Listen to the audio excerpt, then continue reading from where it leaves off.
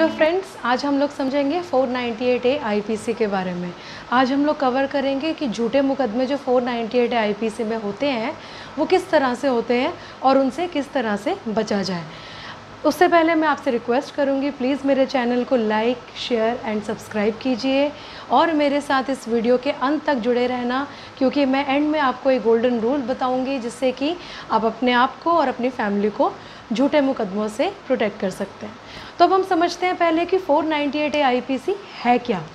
498A IPC जो है वो दहेज के मुकदमों से रिलेटेड एक धारा ऐसी ली गई जिससे कि जो औरतें, जो शादीशुदा औरतें हैं, वो अपने आप को दहेज की डिमांड से, दहेज के जो उत्पीड़न उनको दी जाती है उनसे अपने आप को बचा सकें और किस तरीके से वो अपने आप को, अपनी शादीशुदा ज़िंदगी को प्रोटेक्ट कर सकें। तो ये किन औरतों के लिए है, आओ मैं आपको समझाती हूँ। ये है उन औरतों के लिए जिनके साथ उनके हस्बैंड या उनके रिलेटिव्स ने किसी भी प्रकार की क्रूएलिटी की हो। क्रूएलिटी में बहुत सारी चीज़ें आती हैं, डिमांड भी हो सकती है, पैसों की डिमांड, उनको मारना पीटना किया गया, दहेज के लिए उनको प्रताड़ित किया गया। अब वो मेंटली भी हो सकता है, उनको फिज़िकली परेशान किया जाना भी हो सकता है, साइकोलॉजिकली उन्हें परेशान किया जाना भी हो सकता है, किसी प्रकार से उन्हें कोई मेंटल आगे नहीं दी गई हो, ये भी हो सकता है, और किसी भी प्रकार की हैरेसमेंट दी गई हो। ये सब जो टॉपिक्स, ये सब जो पॉइंट्स हैं, ये सब आते हैं 498A के कंप्लेंट के इंग्रेडिएंट्स हैं। अब हम समझेंगे कि 498A जो धारा है ये किस प्रकार की धारा है। ये एक कॉग्निजेबल ऑफेंस है। कॉग्निजेबल ऑफेंस का मतलब ये है कि जो पुलिस ऑफिसर है उनके पास पावर है, बिना किसी ऑर्डर को लिए अगर उन्हें लगता है कि अरेस्ट किया जाना बनता है तो वो किसी भी आदमी को अरेस्ट कर सकते हैं। अब ये एक नॉन बेलेबल ऑफेंस है। नॉन बेलेबल ऑफेंस का मतलब ये है कि इसमें बेल नहीं होगी, पुलिस स्टेशन से बेल आपकी नहीं होगी। आपको इसके लिए कहाँ जाना पड़ेगा, सेशन कोर्ट जाना पड़ेगा, जो कि 438 CRPC के अंदर आपको बेल लेनी होगी। अब आता है ये नॉन कंपाउंडेबल है, क्योंकि इसकी जो क्रिटिकलिटी है, जो ऑफेंस है वो एक कॉग्निजेबल ऑफेंस है एंड उसके बाद ये नॉन बेलेबल ऑफेंस है। इसी वजह से इसको देखते हुए इसे नॉन कंपाउंडेबल बना दिया गया है। नॉन कंपाउंडेबल का मतलब है कि आप इसमें इजीली सेटलमेंट नहीं कर सकते।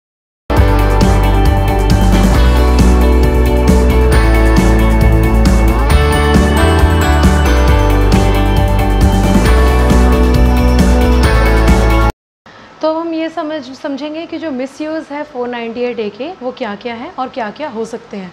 तो कुछ 4 ऐसे इंपॉर्टेंट पॉइंटर्स मैं आपको बताती हूँ जिनकी वजह से मिसयूज़ होता है 498A में आईपीसी। तो पहला पॉइंट है मनी, पैसा। पैसे की वजह से बहुत ज़्यादा मिसयूज़ देखा गया।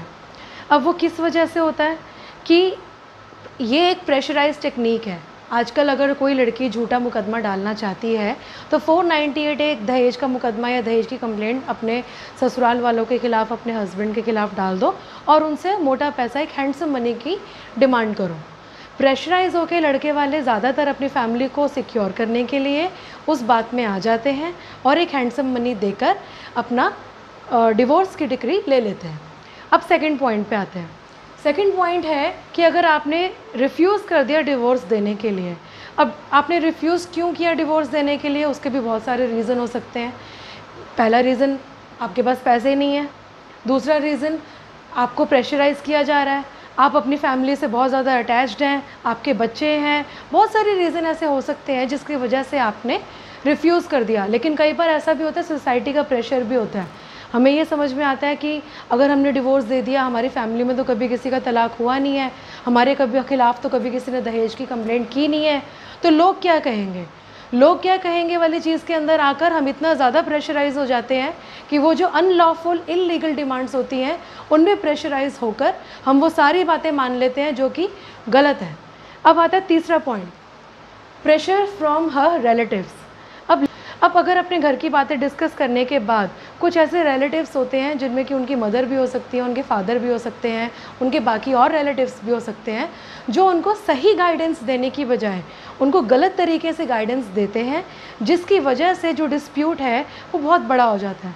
तो उस चीज़ में प्रेशर में आकर कई बार 498A के झूठे मुकदमे जो हैं वो देखे गए हैं फाइल होते हुए। अब आता है चौथा point, she has an affair. अगर लड़की का अफेयर है, अब अगर उनका अफेयर है तो वो आपके साथ नहीं रहना चाहेंगी, नहीं रहना चाहेंगी तो ऑब्वियसली वो डिवोर्स के लिए देखेंगी, या तो डिवोर्स लेने के लिए। लेकिन अगर आपने मना कर दिया कि मैं डिवोर्स नहीं दूंगा, तो एक अलग से टेक्निक को यूज़ करते हैं, फिर दोबारा से 498A के अंदर आ जाते हैं। एक प्रेशराइज टेक्निक है, दोबारा आपके अगेंस्ट एक कंप्लेंट फाइल हुई और आपने प्रेशर में आकर डिवोर्स दे दिया।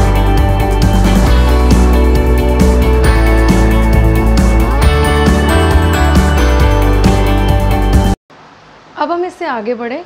मैं आपको इससे पहले ये समझाना चाहूँगी कि जो दहेज की कंप्लेंट है उसके कुछ और भी इंग्रेडिएंट्स हैं जो कि हमें ध्यान में रखना और समझना बहुत ज़रूरी है। झूठी कंप्लेंट और उनसे प्रेशराइज होने से किस तरीके से बचे, एक पॉइंट मैं आपको अभी समझाती हूँ। ये कहते हैं कि with in 7 years of marriage अगर 498A की कंप्लेंट, जो दहेज की कंप्लेंट है, वो फाइल हो जाए तो उसकी वैल्यू ज़्यादा है। ऐसा नहीं है।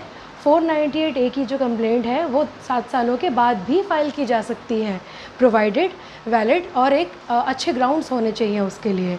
अब वो किस वजह से है, 7 ईयर्स के अंदर अगर कोई कंप्लेंट फाइल होती है तो उसको थोड़ा सा सीरियस तरीके से लिया जाता है। तो इस वजह से जो 498A की कंप्लेंट अगर with in 7 years of marriage होती है तो उसको सीरियसली लिया जाता है।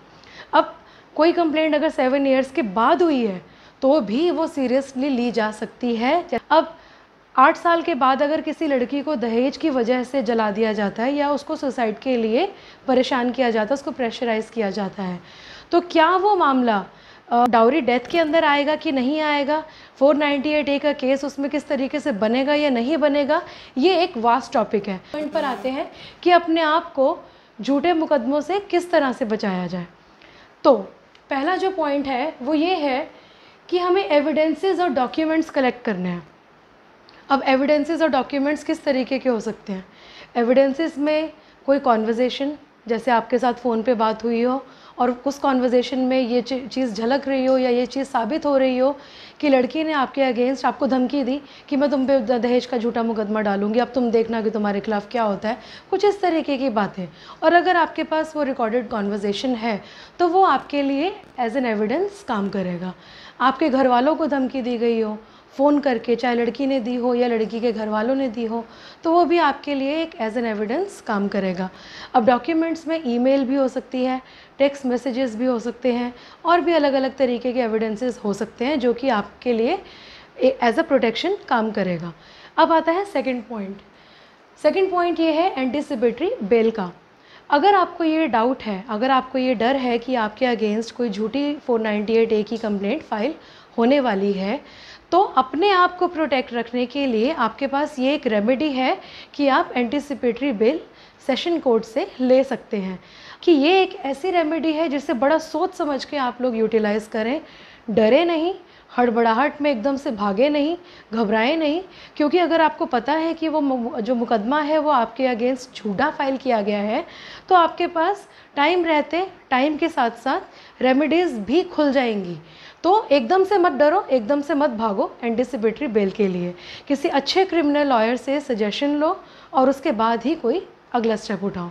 अब तीसरा पॉइंट आता है 498A कि जो कंप्लेंट आपके अगेंस्ट हुई है, अगर आपके पास वैलिड एविडेंसेस और डॉक्यूमेंट्स हैं, रिलायबल डॉक्यूमेंट्स और रिलायबल एविडेंसेस हैं और आप ये साबित कर पा रहे हो उनमें कि ये जो कंप्लेंट है वो आपके अगेंस्ट झूठी है, तो आप हाई कोर्ट को अप्रोच करो और अपनी 498A की जो कंप्लेंट है उसको क्वैशिंग के लिए जाओ। अब आता है चौथा पॉइंट। आप अपनी वाइफ के अगेंस्ट जिन्होंने 498A में झूठी कंप्लेंट आपके अगेंस्ट फाइल की है, आप उनके अगेंस्ट एक कंप्लेंट फाइल करो। इसके लिए भी फिर दोबारा से आपको एक अच्छे क्रिमिनल लॉयर की ज़रूरत है जो आपको गाइड करे कि किस तरीके से आप अपने एविडेंसेस को लेकर अपनी वाइफ के अगेंस्ट एक कंप्लेंट फाइल कर सकते हो और उसी के बेसिस पे आप क्वैशिंग के ऑर्डर ले सकते हो। इसके बाद 2 पॉइंट्स और हैं जो मैं आपको अभी समझाती हूँ। अब अगले 2 पॉइंट्स क्या हैं, 4 पॉइंट्स हमने समझे, अब दूसरे 2 पॉइंट्स के ऊपर जाते हैं। File a case for restitution of conjugal rights. अब अगर आपकी वाइफ आपको बिना किसी रीज़न के छोड़ के चली गई हैं और आप नॉर्मली अपने घर से गई और जाने के बाद उन्होंने आपके अगेंस्ट एक 498A में कंप्लेंट फाइल कर दी, तो आपको ये जो मैंने आपको बताया था कि कलेक्ट करो एविडेंसेस को और या कोई डॉक्यूमेंट को जिसमें आप ये साबित कर सको कि आपकी वाइफ अपनी मर्ज़ी से बिना किसी कारण गई। अब आपके पास ये एविडेंसेस हैं, उन एविडेंसेस को लेकर आप सेक्शन 9 ऑफ HMA में एक पिटीशन फाइल करो कोर्ट के अंदर, वो सारे एविडेंसेस लगाकर। आपकी वाइफ ने जो कंप्लेंट फाइल की होगी, जो 498A की कंप्लेंट फाइल की होगी, उस कंप्लेंट को और वो अपना एक जवाब फाइल करेंगी कोर्ट के अंदर कि वो क्यों नहीं रहना चाहती। तो इसमें क्या होगा, आपकी तरफ से ये दिख जाएगा कि आप अपनी वाइफ के साथ रहना चाहते हो और इन ग्राउंड्स पे रहना चाहते हो। अगर उन्होंने आपके अगेंस्ट एक कंप्लेंट में ये एलिगेशन लगाया है कि आप उनसे दहेज मांगते हो, हम यहाँ पर बोलते हैं हमें हमारी दहेज की कोई मांग है ही नहीं और ना ही हम आगे कभी मांगेंगे। हम बहुत अच्छे तरीके से एज अ हस्बैंड वाइफ रहेंगे। जब आपने ये अंडरटेकिंग कोर्ट के अंदर दे दी और आपकी वाइफ ने इसको डिनाई कर दिया, तो वो अब उनकी प्रॉब्लम है, लेकिन आपको प्रोटेक्शन मिली क्योंकि आपका पॉइंट क्लियर है, आप अपनी वाइफ से कोई डिमांड नहीं कर रहे हो और आप अपने हस्बैंड होने की पूरी रिस्पॉन्सिबिलिटीज़ आगे निभाने के लिए तैयार हो। तीसरा लास्ट पॉइंट ये आता है कि हम एक डेफेमेशन का केस फाइल करें जो फॉल्स कंप्लेंट हुई 498A केस के बारे में जो आपके अगेंस्ट हुई। अब ये कब आता है, क्योंकि आपके अगेंस्ट एक झूठी कंप्लेंट फाइल की गई, आपके पास एविडेंसेस थे, आपके पास डॉक्यूमेंट्स थे, आपने कोर्ट में प्रूफ कर दिया, FIR क्वैश हो गई या वो कंप्लेंट ख़त्म हो गई और इस झूठी कंप्लेंट की वजह से आपकी मार्केट वैल्यू जो थी वो ख़राब हुई, तो आपके पास पूरे राइट्स बनते हैं। और इवन क्वेश्चन ना होने से पहले भी अगर आपके पास एविडेंसेस हैं और क्वेश्चन की एप्लीकेशन के चलते हुए साइमल्टेनियसली भी आप ये डेफेमेशन का केस अपनी वाइफ के अगेंस्ट झूठी कंप्लेंट जो उन्होंने फाइल करी उसके अगेंस्ट कर सकते हो। तो अभी हमने ये 6 पॉइंट समझे कि किस तरीके से झूठी 498A की जो कंप्लेंट आपके अगेंस्ट हुई है आप उससे अपने आप को और अपनी फैमिली को प्रोटेक्ट कर सकते हो। अब आता है गोल्डन रूल जो मैंने आपको स्टार्टिंग में बताया था, dowry prohibition act. Dowry prohibition act ये कहता है कि दहेज देना और दहेज लेना दोनों ही कानूनी तौर पर जुर्म है। तो अगर आपकी वाइफ ने अपनी कंप्लेंट में ये एलिगेशंस लगाए हैं कि शादी के वक्त मेरे परिवार ने इतना दहेज दिया, उन्होंने ये नहीं लिखा कि आपने इतना दहेज मांगा, उन्होंने लिखा कि इतना दहेज दिया, तो वो जो एविडेंसेस हैं आप कलेक्ट करो अपनी वाइफ के अगेंस्ट डाउरी प्रोहिबिशन एक्ट के अंदर और उनके घर वालों के अगेंस्ट जिनका नाम उन्होंने लिखा है कि इन लोगों ने दिया, उन सब के अगेंस्ट आप एक कंप्लेंट फाइल करो ना। अगर गुनाह है तो देना भी गुनाह है और इसी तरीके से आप अपने आप को उस झूठी कंप्लेंट से प्रोटेक्ट कर पाओगे। Thank you for watching my video.